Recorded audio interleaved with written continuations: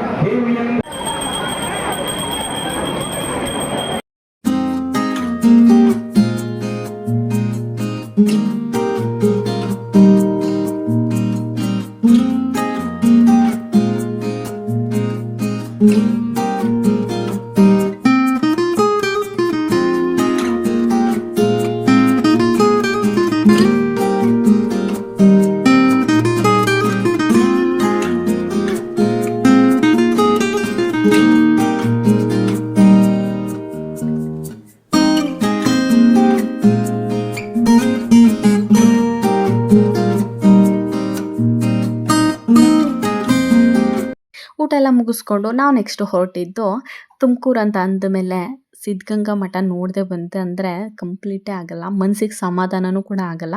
So ಆಮೇಲೆ ನಾವು ಹೋಗಿದ್ದು ಆಲ್ಮೋಸ್ಟ್ ಲೇಡೀಸ್ ಗ್ಯಾಂಗೇ. ಸೊ ಅಲ್ಲಿ ಕೇಳಬೇಕಾ ಲೇಡೀಸ್ ಗ್ಯಾಂಗ್ ಇತ್ತು ಅಂತಂದರೆ ಅಲ್ಲಿ ಹೋಗೋಣ ಇಲ್ಲಿ ಹೋಗೋಣ ಅಂತ ಹೇಳಿ ಸಡನ್ ಪ್ಲ್ಯಾನ್ ಮಾಡಿಕೊಂಡು ಬೇಗ ಬೇಗ ಊಟ ಎಲ್ಲ ಮುಗಿಸ್ಕೊಂಡು ನಾವು ನೆಕ್ಸ್ಟು ಸಿದ್ಧಗಂಗಾ ಮಠಕ್ಕೆ ಬಂದ್ವಿ.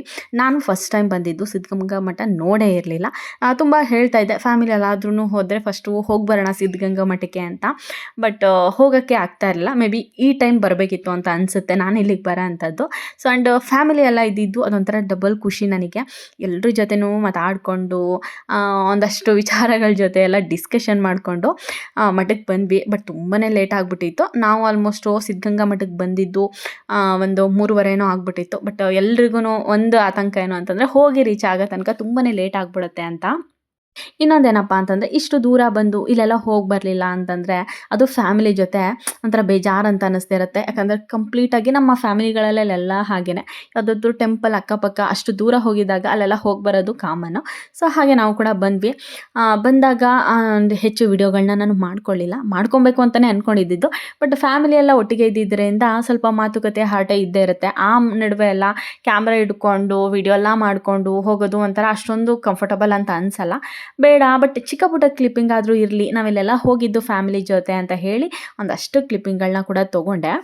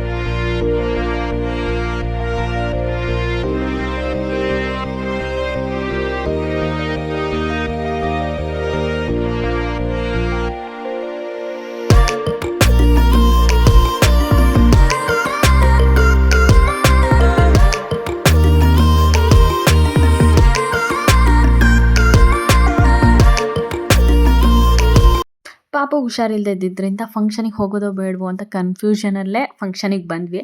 ಬಟ್ ಇಲ್ಲಿಗೆಲ್ಲ ಬಂದು ಫ್ಯಾಮಿಲಿ ಜೊತೆ ಎಲ್ಲ ಬಂದ ಮೇಲೆ ಅನ್ನಿಸ್ತು, ಅಯ್ಯೋ ಬಂತಲಿಲ್ಲ ಅಂದಿದ್ರೆ ಎಷ್ಟೊಂದೆಲ್ಲ ಮಿಸ್ ಮಾಡ್ಕೋತಾ ಇದ್ವಿ ಫ್ಯಾಮಿಲಿ ಜೊತೆ ಈ ರೀತಿ ಎಲ್ಲ ಟೈಮ್ ಸ್ಪೆಂಡ್ ಮಾಡಿದ್ದು ಅಂತ. ಸೊ ಸಿದ್ಧಗಂಗಾ ಮಠ ಮಾತ್ರ ತುಂಬಾ ಚೆನ್ನಾಗಿತ್ತು. ಬಟ್ ಊಟ ಎಲ್ಲ ಮುಗಿಸ್ಕೊ ಬಂದಿದ್ದರಿಂದ ಇಲ್ಲೆಲ್ಲೂ ಪ್ರಸಾದ ಮಾಡಲಿಲ್ಲ. ಆ್ಯಂಡ್ ತುಂಬಾ ಲೇಟ್ ಆಗುತ್ತೆ ಆ್ಯಂಡು ಹೋಗಿ ಬರೋಣ ಅಂತ ಹೇಳಿ ನಾವು ಕೂಡ ಹೊರಟ್ವಿ. ಆನ್ ದ ವೇ ಹೊರಡಬೇಕಾದ್ರೆ ಇನ್ನೊಂದು ಟೆಂಪಲ್ ಇತ್ತು. ಇದು 161 ಅಡಿ ಎತ್ತರ ಇರೋವಂಥ ಪಂಚಮುಖಿ ಆಂಜನೇಯ ಟೆಂಪಲ್ ಅಂತೆ. ಇದು ಬಂದು ಬಿದಿನಗೆರೆ ಕುಣಿಗಲ್ ತಾಲೂಕು ಹತ್ರ ಏನೋ ಬರೋ ಅಂಥದ್ದು. ಸೊ ಆನ್ ದ ವೇ ಹೋಗ್ತಾ ಇದ್ವಲ್ವಾ, ಇದರಿಂದ ಒಂದು ಮೇನ್ ರೋಡಿಂದ ಒಂದು 3-4 ಕಿಲೋಮೀಟರ್ಸ್ ಏನೋ ಆಗುತ್ತೆ ಅಂತ ಹೇಳ್ತಾ ಇದ್ರು. ಬಟ್ ಯಾರೂ ಬೇಡ, ಟೈಮ್ ಆಗುತ್ತೆ, ಲೇಟ್ ಆಗುತ್ತೆ, ಹೊರಡೋಣ ಅಂತ ಇದ್ರು. ಬಟ್ ನಮ್ಮ ಲೇಡಿ ಸೆಕ್ಷನ್ ಎಲ್ಲರೂ ಕೂಡ ಬಂದಿರೋದೇ ತುಂಬ ಅಪರೂಪ ಈ ಕಡೆ ಸೈಡೆಲ್ಲ. ಸೊ ಮತ್ತೆ ಈ ರೀತಿ ಬರ್ತೀವೋ ಇರೋಲ್ವ, ಹೋಗಿ ನೋಡ್ಕೊಂಡು ಹೊರಟೋಗೋಣ, ಸ್ವಲ್ಪ ದೂರ ಹತ್ರನೇ ತಾನೇ, ಹೋಗಿ ಬರೋಣ, 3-4 ಕಿಲೋಮೀಟರ್ ಅಲ್ವಾ ಅಂತ ಹೇಳಿ ಎಲ್ಲರನ್ನೂ ಕನ್ವಿನ್ಸ್ ಮಾಡಿ ಕೊನೆಗೆ ಒಪ್ಪಿಸಿ ನಾವು ಈ ಟೆಂಪಲಿಗೆ ಬಂದ್ವಿ. ಸೊ ಬಂದಮೇಲೆ ಈ ತುಂಬಾ ದೊಡ್ಡ ಸ್ಟ್ಯಾಚು ಇತ್ತು. ನನಗೆ ಇದ್ರ ಬಗ್ಗೆ ಗೊತ್ತೇ ಇರಲಿಲ್ಲ.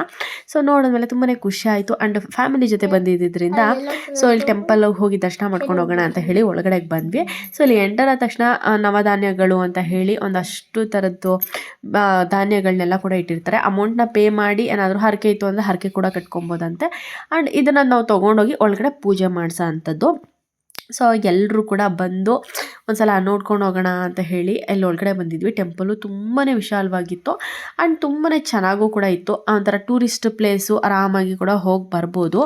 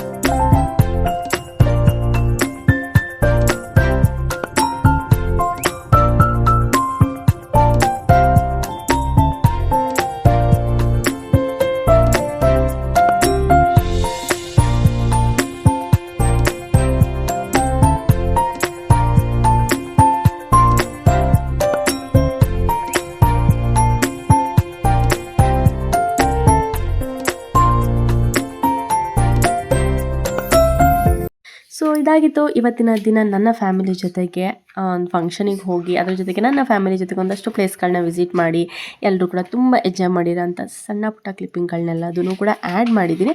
ಆ್ಯಂಡ್ ಹೋಪ್ ಎಲ್ರಿಗೂ ಈ ವಿಡಿಯೋ ಇಷ್ಟ ಆಗಿದೆ ಅಂತ ಅಂದ್ಕೊಂಡಿದ್ದೀನಿ. ಇಷ್ಟ ಆದರೆ ಪ್ಲೀಸ್ ನನ್ನ ವ್ಲಾಗ್ನ ಸಪೋರ್ಟ್ ಮಾಡಿ. ಆ್ಯಂಡ್ ಈ ವಿಡಿಯೋ ನಾನು ಇಲ್ಲಿಗೆ ಎಂಡ್ ಮಾಡಿರ್ತೀನಿ. ಸಿಗೋಣ ಒಂದು ಹೊಸ ವಿಡಿಯೋದಲ್ಲಿ. ಅಲ್ಲಿ ತನಕ ಎಲ್ರಿಗೂ ನಮಸ್ಕಾರ. ಹೀಗೆ ನೋಡ್ತಾರಿ, ಹೀಗೆ ಸಪೋರ್ಟ್ ಮಾಡ್ತಾರಿ. Thanks for watching.